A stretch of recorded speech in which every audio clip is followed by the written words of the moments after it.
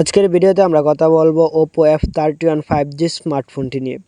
এই ফোনটি 2025 সালে সেপ্টেম্বর মাসে প্রকাশিত হয়েছে এবং এর স্পেসিফিকেশন ও ফিচারগুলো অনেক দিক থেকে নজর কাড়ে। চলুন শুরু থেকে শেষ পর্যন্ত সকল কিছু তুলে ধরার চেষ্টা করি। তো সম্পূর্ণ ভিডিওটি দেখার অনুরোধ রইল। ভিডিওটি কেউ স্কিপ করবেন না, স্কিপ করলে অনেক কিছু মিস করতে পারেন। তো চলেন প্রথমে ডিজাইন ও বিল্ড কোয়ালিটি নিয়ে কথা বলা যাক। Oppo F31 5G এর ডিজাইন অনেকটা আধুনিক এবং শক্তকরভাবে তৈরি। ফোনের ডাইমেনশন প্রায় 158.2x75x8 মিলিমিটার। এর ওজন প্রায় 185 গ্রাম, যা হাতে ধরলে ভারী না হলে একদম হালকাও মনে হয় না।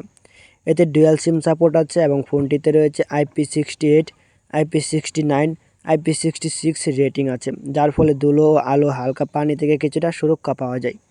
চলেন এবার ডিসপ্লে নিয়ে কথা বলা যাক। এই ফোনে 6.57 ইঞ্চির অ্যামোলেড ডিসপ্লে দেওয়া হয়েছে, যার রেজুলেশন FHD+। ডিসপ্লেটা 120 হার্জ রিফ্রেশ রেটে কাজ করে, ফলে স্ক্রোলিং, UI অ্যানিমেশন বা গেমিং একটু স্মুথ মনে হয়। এখানে 1B কালার, 10 বিট সাপোর্ট ও ভালো ব্রাইটনেস রয়েছে, যাতে রং ও কনট্রাস্ট বাস্তবের মতো দেখা যায়। ডিসপ্লেটা ইউটিউব ভিডিও, ফেসবুক রিলস বা সিনেমা দেখা সব কিছুতে নিখুঁত একটা স্ক্রিন অভিজ্ঞতা দেয়। চলেন এবার ক্যামেরা নিয়ে কথা বলা যাক। পেছনে রয়েছে 50 মেগাপিক্সেল প্রধান ক্যামেরা, 2 মেগাপিক্সেল ট্যাপ সেন্সর। এই দুটি মিলিয়ে অসাধারণ ছবি, পোর্ট্রেট বা HDR সহ বিভিন্ন শট নেওয়া যায়। ফ্রন্টে রয়েছে 16 মেগাপিক্সেল ক্যামেরা, সেলফি ও ভিডিও কলের জন্য উপযুক্ত। ভিডিও রেকর্ডিং করা যায় পিছনের এবং সামনের ক্যামেরা দুইটা দিয়ে 1080p ভিডিও রেকর্ডিং করা যায়। চলেন এবার প্রসেসর ও পারফরমেন্স নিয়ে কথা বলা যাক। Oppo F31 5Gতে MediaTek Dimensity 6306nm প্রসেসর ব্যবহার করা হয়েছে। এটি একটি 5G supported 8 core chipset. CPU 8 core, GPU Mali G56MC2। এই প্রসেসর দিয়ে আপনি Facebook, YouTube, Messenger, web browsing ও হালকা মাঝারি গেমিংও করতে পারবেন।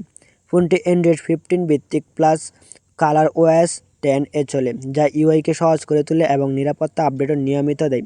চলেন এবার র্যাম ও স্টোরেজ নিয়ে কথা বলা যাক। Oppo F31 5Gতে সাধারণভাবে পাওয়া যায় 8GB RAM, 128GB 256GB স্টোরেজটি UFS 2.2 টাইপের, তাই অ্যাপ ও ফাইল পড়ালেখা দ্রুত হয়। স্টোরেজে মাইক্রোএসডি স্লট নেই, তাই অতিরিক্ত কোনো স্টোরেজ পাওয়া যায় না। চলেন এবার ব্যাটারি ও চার্জিং নিয়ে কথা বলা যাক। এই ফোনে রয়েছে 7000 mAh বিশাল ব্যাটারি। এই বড় ব্যাটারি দিয়ে সাধারণ ব্যবহারে একদিন বা তারও বেশি সময় ব্যবহার করা যায়। এতে আরও রয়েছে 80 ওয়াটের super voice fast charging support করে, তাই অল্প সময় চার্জ হতে সাহায্য করে। এই ব্যাটারি চার্জিং কম্বিনেশনে ডেইলি ইউজে সুবিধাজনক এবং দিন শেষে পাওয়ার নিয়ে চিন্তা কম করে দেয়।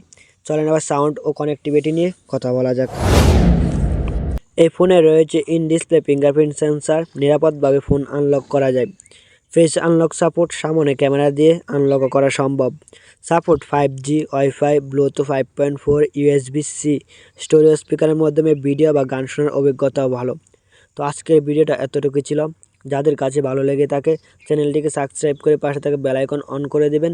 নতুন নতুন টেক রিভিউ পেতে আমার চ্যানেলের সাথেই থাকবেন। ধন্যবাদ।